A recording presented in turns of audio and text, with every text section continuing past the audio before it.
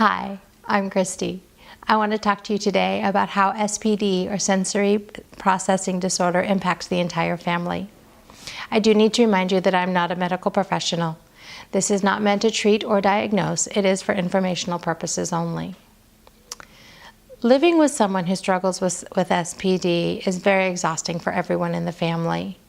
But in my research, I discovered not many people talk about how it impacts the whole family. So I want to take a brief look at that today.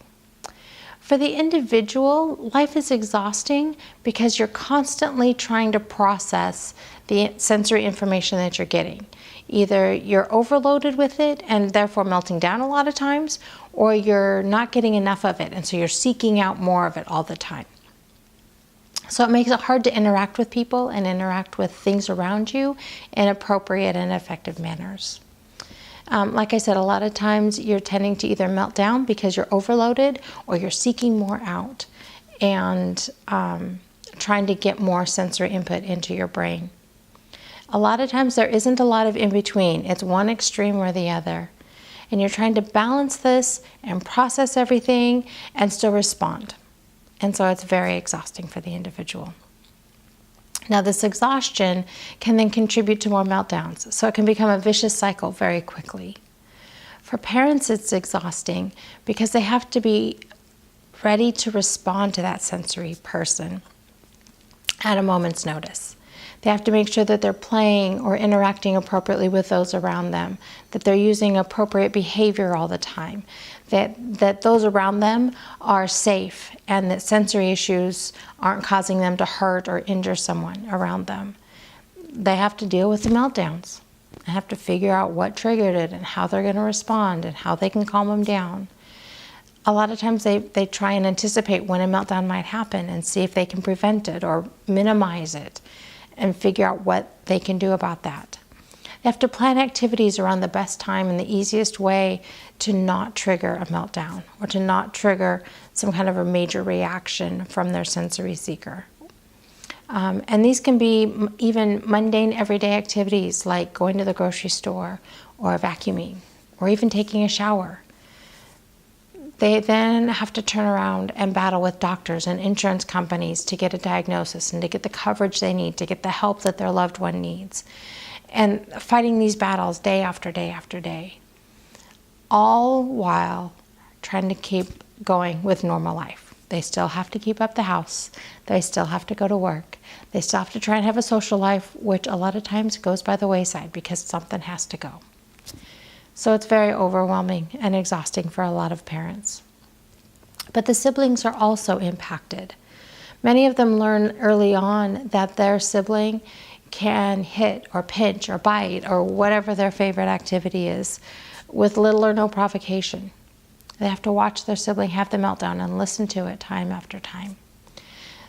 A lot of times there's a lot of disappointment involved because they have to leave an activity or they can't go to an activity they've looked forward to for a long time because their sibling can't handle it that day. And it doesn't matter how badly they wanted to go or how long they've looked forward to it, their sibling is deciding whether or not they get to go that day. What I've noticed over the years, though, is that siblings tend to fall in one of two categories. They either resent their sensory sensitive sibling because of all the attention that they receive and demand and all the accommodations that they need, or they tend to accept, and not just accept most of the time, but truly embrace their sibling as an equal peer, and they love their sibling just the way they are. But regardless of the response, their lives are impacted. During my research, I ran across a book called Love for Logan. I've got an Amazon affiliate link for it on my blog post that posted in December of 2017. You can find it at www.havenofhopeforme.com. Amazon describes the book this way. Love for Logan is an inspirational story based on actual events. A young girl learns to better understand why day-to-day life can be so challenging for her older sister. While sharing a special night, the story embraces how one girl's love for her sister empowers her to overcome one of life's obstacles. It's a really cute book, and it's really well written for children. but it also explains autism and SPD in a way that anybody can understand. And it's really beneficial for people who don't understand or are unfamiliar with SPD. I do highly recommend this book as a basic explanation. As a family, we've chosen to adapt and accept our life. It is what it is. Yes, we do still deal with sensory issues on a regular basis. Fortunately, we don't have nearly as many meltdowns these days. What we do have are constant questionings about the same topic, which seems like a million times every day, the same type of questions. We do still deal with some sensory seeking activities. We deal with a lot of requests about schedule confirmations, like, what's for dinner tomorrow, Dad, as we're eating dinner tonight? Or, I will come home first on the bus, like always, right, Mom? Asked every single school day. So there still are issues that we're dealing with, and my son is almost 18 years old now. My younger son has had to deal with things, or still has to deal with things, like not getting a high five from his big brother.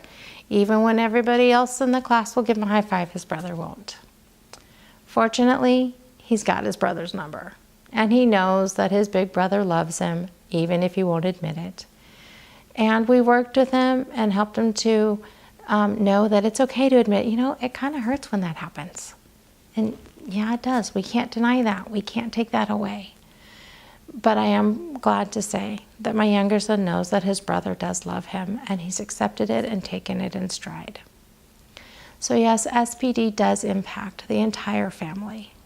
But a fulfilling and satisfying life is possible. And this is what I hope that you can find in your family.